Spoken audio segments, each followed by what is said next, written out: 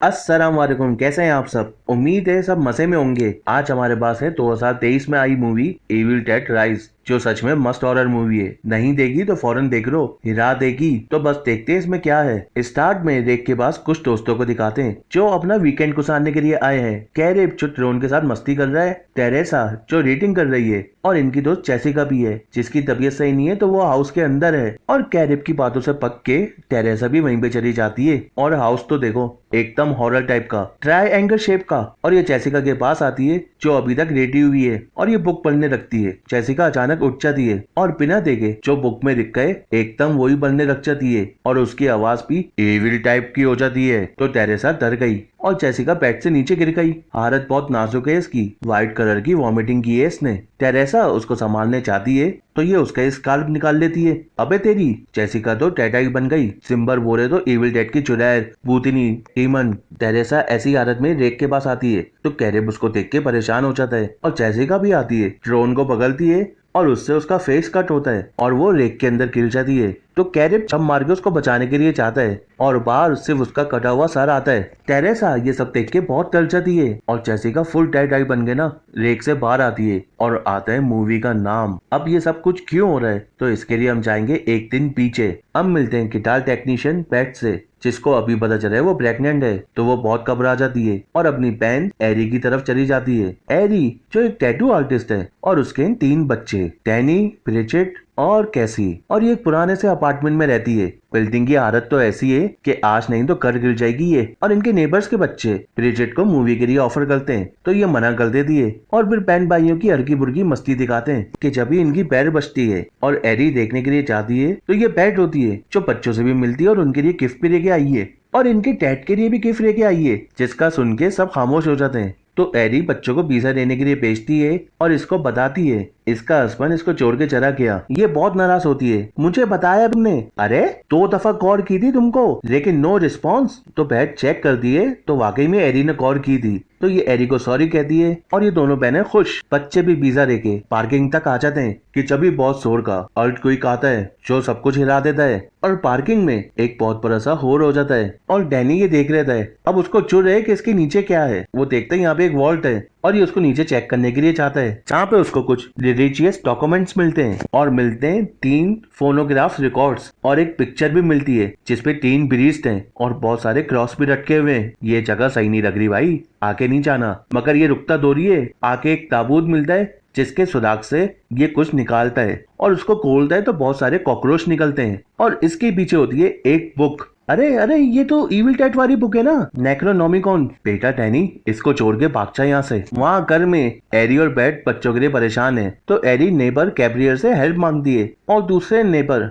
Mister Ponda भी वहाँ पे आ जाते हैं जिनकी कैट ओबर वेंट्स में बसी हुई है। कैप्रियर और एरी जाने रखते हैं कि तीनों बच्चे लिफ्ट से आ जाते हैं। एरी फौरन इनको करे लगाती है और कहती है ऐसी सिचुएशन पे लिफ्ट नहीं यूज करनी चाहिए। सही बात कह रही है ये। डैनी रूम में ब्रिजेट को वो बुक दिखाता है और वो इसको कहता है हम इसको बेच देंगे और जो पैसे मिलेंगे उससे हमारी हेल्प हो जाएगी। ये बुक को खोलने की कोशिश करता है जो दांतों से रॉक है। ये बुक खुलती तो नहीं है लेकिन डैनी की उंगली में एक दांत चुभ जाता है जिससे निकलता है खून और खून की कुछ ड्रॉप्स बुक पे गिरती है तो वो उसको चूस लेती है और बुक खुल जाती है और अंदर अजीब अजीब सी ड्राइंग्स बनी हुई है, डीमंस की, रिचुअल्स की और बहुत डरावनी। तो ये उसको फौरन बंद करवाती है और उसको वापस रखने के लिए बोलती है पहना ये काम तो सुबह ही हो सकता है, अभी अम्मी जाने नहीं देगी। तो ब्रिजेट उसको सुबह का बोल के यहाँ से चली जाती है। उसके जाने के बाद ये फौरन बुक को खोलता है। अबे पागल हो गया ये। और वो 3 रिकॉर्ड्स मिले थे ना उनमें से पार्ट 1 को ये प्ले करता है। ये 1923 में रिकॉर्ड हुए थे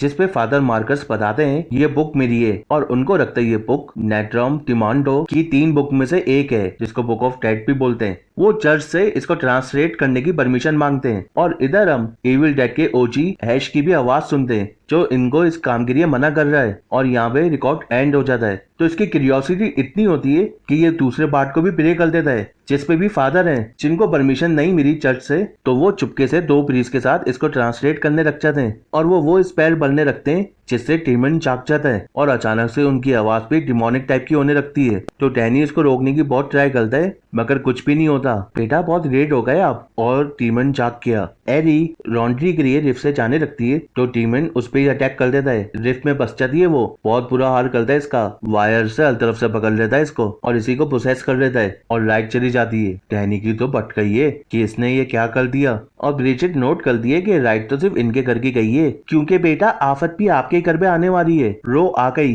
एरी घर के अंदर आती है और इसकी आदत सही नहीं लग रही तो ये सब भी उसके पीछे चाहते हैं और वो किचन में जाती है। ये फ्राई पैन निकालती है और साबुत अंडों को उसके ऊपर बेक के बनाने रखती है और अकेले अकेले बरबराने भी रख जाती है। सबको मार दूंगी फलाना ढिमाका। टीमिन ने फुल कंट्रोल कर लिया इसको। पैड उसकी तरफ आने लगती है तो एरी को होश आता है तो वो उसको कहती है वो मेरे अंदर है, मेरे बच्चों को बचाना है इससे। और वो भी जैसिका की तरह व्हाइट लिक्विड की वॉमिट करती है और वहीं पे कोलैप्स हो जाती है। डैनी और पैड फौरन उसको हॉस्पिटल के लिए लेके जाने लगते हैं तो भाई लिफ्ट भी खराब है और स्टेयर्स भी सब टूट गई। टीमिन ने सारे रास्ते बंद कर दिए इनके और ये एरी को पैड पे लिटा देते हैं। उसकी आइज खुली हुई होती है तो कैप्रियर बंद करता है तो वापस खुल जाती है तो ये वापस बंद करता है। तो ये पैड और मिस्टर फोंडा उसके लिए प्रेयर्स करते हैं क्योंकि उनको लगता है ये मर गई है। सब अफसोस में है सिवाय डैनी के। उसको पता है कि सब उसकी वजह से हुआ है। ये वहीं बेड में अपनी बहन के पास बैठी हुई होती है कि इसको कॉल आती है एरी की जो कह रही होती है मेरा जिस्म चल रहा है मुझे बचाओ। और एरी फिर जिंदा होके भी बैठ जाती है एकदम अंडरटेकर की तरह बैठी है ये। तो एरी उसको चेक कर दिए तो ये वाकई बहुत गर्म हो रही है तो ये सब उसको टप में डालते हैं जहाँ ये तड़पने लगती है और इसकी आंखें फुल परत जाती है और अचानक वो ऊपर छत में उल्टी चिपक जाती है। नीचे पानी फुल बॉयल हो रहा है और ये इतनी जोर की चीखती है भाई सबको हिला देती है। सब अपने कान पकड़ के बैठ जाते हैं और अचानक ये पानी में भी गिर जाती है और अब ये डेड आई बन के फुल क्रीपी स्टाइल से बाहर निकलती है और बेड पे हमला करती है। उसके हाथ में कांच घुसा देती है और ब्रिजिट को भी पकड़ लेती है। टैटू मशीन पहले खुद को घुसाती है फिर उसकी आंख में डालने रखती है। वो तो ये बच्चा दिया और फेस पे रखती है उसके। डैनी एक चेयर मारता है और अपनी बहन की जान बचाता है तो ये करी होके सबको चूज कर रही होती है कि पहले मैं किसको मारूं कि जब भी कैब्रियर केट के पास आता है तो ये उसी पे हमला कर देती है और अपने मुंह से उसकी आंख निकाल लेती है और फिर अपने मुंह से आंख निकाल के वो नेबर्स के लड़के के मुंह में डाल देती है जिससे उसकी सांस रुकने लगती है और वो मरने लगता है। इन सब के चक्कर में एरी घर से बाहर आ जाती है तो बैड मौका देख के ना केट को रॉक कर लेती है और ये बाल देखती है तो एरी भाई फ्लोर में जितने भी लोग ना उन सबको मारने लग जाती है। और इधर ये भी समझ गई ये मेरे भाई और उस बुक की वजह से हो रहा है तो ब्रिजिट डैनी से लड़ने लग जाती है तो बैड आगे इन दोनों को रोकती है और डैनी बैड को वो बुक दिखाता है और सब कुछ बता देता है। एरी और ब्रिजिट भी एक रूम के अंदर होते हैं जहाँ पे ब्रिजिट उठ के किचन की तरफ जाती है और उसके मुंह से हर तरफ से